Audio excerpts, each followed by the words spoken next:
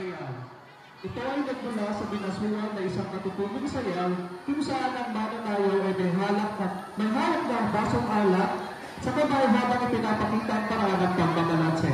At ang tinignig ay isang tradisyonal na katutubong sayaw ng Pilipinas gamit ang pinagugtong na kawayan.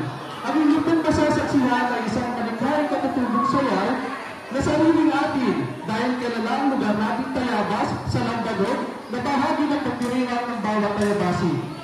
At dahil dito, nabuo ang aming konseptong sayaw sa Tagayan. Ang tagay ay isang alay na iniinom mula sa isang karaniwang paso na galing sa isang karaniwang sisiglan. Pagkatapos ito, permanentang sisimulan ang kaswal na pagtitipon sa pagmamagitan ng unang inumin o tagay, kung saan magalang niyang tinatanggap at itinataas ang paso sa lahat at binibigkas ang paniwalang na ay po. At sasagot naman ang lahat, paginabangan ko. Na ito at ating saksihan ang malikhaing katutubong sayaw